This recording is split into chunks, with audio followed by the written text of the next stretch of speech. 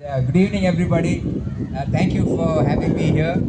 Uh, it's a very important event in my life that on Gandhi Jayanti, 2nd of October in 2006, I was in the US. I was here in uh, Kerala from Bangalore.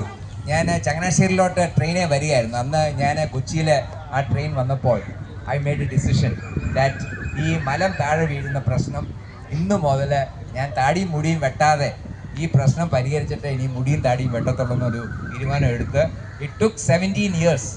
But today we have no fecal matter dropping anywhere in India from any of the trains. It's a very big and thank you. Railway തന്നെ 10,000 കോടി രൂപ അതിനുവേണ്ടി മുടക്കിയത്, 10,000 crores. But now I want to switch to two other things in which I want everybody here to be involved.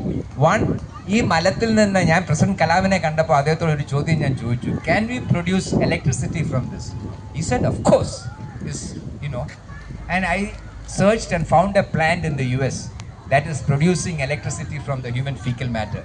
That is what I want to do.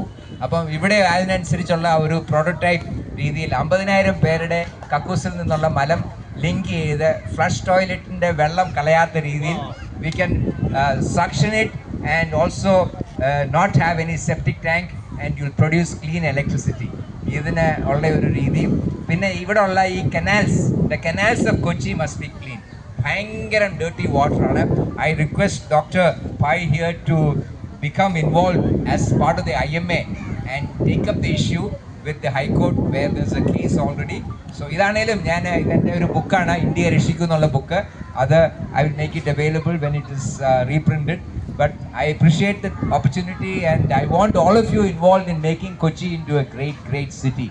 And I believe Kochi can be competing with Singapore or with Dubai in becoming a super city. And that is what I want to see. And we can do that. God bless you. Thank you very much. നമ്മൾ ആരെങ്കിലും ആലോചിച്ചോ ഇന്നിവിടെ വരുമ്പോൾ ഇങ്ങനെ ഒരാളെ കണ്ടുമുട്ടു എന്നുള്ളത്? ഞാൻ പ്രതീക്ഷയല്ല ഇങ്ങനെ ഒരാളെ കണ്ടുമുട്ടു എന്നുള്ളത്. അദ്ദേഹം എന്തും നമ്മൾ ആലോചിക്കുന്നത്, നമ്മൾ പറയാനൊക്കെ ഇത്തിരി വിഷമം ഉണ്ടാക്കുന്ന സാധനമാണ്. അങ്ങനത്തെ കാര്യങ്ങളൊക്കെ വളരെ ലാഘവത്തോടു കൂടി പറഞ്ഞു. അതിൽ നിന്ന് കറണ്ട് വരെ ഇപ്പം കിട്ടാൻ പോവാണ്. എന്ത് നല്ല അഭിപ്രായം. അപ്പോൾ ഇദ്ദേഹം പറഞ്ഞത് നമ്മുടെ ഈ കനാലുകൾ വളരെ മോശമായിട്ടിരിക്കുന്നു. അപ്പോൾ കനാലുകൾ വൃത്തിയാക്കാൻ, കനാലുകൾ ഇതാവാനുള്ള ഒരു പ്രോജക്റ്റുമായിട്ടാണ്. ഇദ്ദേഹത്തിൻ്റെ പ്രായം എനിക്കറിയില്ല, നമ്മൾ ചോദിക്കില്ല. പക്ഷെ എനിക്ക് ഒരു കാര്യം മനസ്സിലായി, ഞാൻ പഠിച്ച അതേ കോളേജിലാണ് ഇദ്ദേഹം പഠിച്ചത്. പക്ഷെ ഇപ്പം അറിഞ്ഞാണ് കേട്ടോ. അപ്പം ഇദ്ദേഹം പഠിക്കാനാണ് പോയപ്പോൾ ഞാൻ ജനിച്ചിട്ടില്ല. അപ്പം എനിക്ക് ഏകദേശം ഇദ്ദേഹത്തിൻ്റെ പ്രായം ഞാൻ പറഞ്ഞു തന്നെ. ഇന്നും നമ്മൾ പ്രായമായിട്ടുള്ളവർ നമുക്ക് ഒരു പ്രയോജനം ഇല്ല എന്ന് പലപ്പോഴും നമ്മൾ ആലോചിക്കാറുണ്ട്. ഒന്ന് ആലോചിച്ച് നോക്കും, 70-ാം വയസ്സിലും അദ്ദേഹം കോൺട്രിബ്യൂട്ട് ചെയ്യാണ് നമുക്ക് വേണ്ടി. അപ്പം നമ്മളെല്ലാവരും we should respect our seniors. അപ്പം ഈ ഒരു ഓപ്പൺ മൈക്കിൻ്റെയും ഏജ് ഫ്രണ്ട്ലി കൊച്ചി സിറ്റിയുടെയും ഉദ്ദേശം ഇത് തന്നെയാണ്. ഞാൻ നമ്മുടെ എൻ്റർടൈൻമെൻറ്റിൽ ഞാൻ ഇതാവണില്ല. നമ്മൾ എൻ്റർടൈൻമെൻറ്റിലോട്ട് സ്പീഡ് കിട്ടിയിരുന്നത്. I just wanted to stay back. ദൂരെ മാറിയുന്നത് കാണണം എന്നുള്ളതാണ്. ഞങ്ങളുടെ ഇന്റേൺ സ്റ്റുഡൻസ് ഉണ്ട്, ഇവരാണ് ഇത് കണ്ടക്ട് ചെയ്യുന്നത്. ഞാൻ ദൂരെ മാറി നിന്ന് ഒബ്സർവ് ചെയ്യാൻ വന്നതാണ്. അപ്പോഴാണ് ഇദ്ദേഹത്തെ കണ്ടത്. അപ്പോൾ നമുക്ക് പയ്യെ ഇറങ്ങാല്ലേ, അവർ നോക്കിക്കോട്ടെ. Thank you.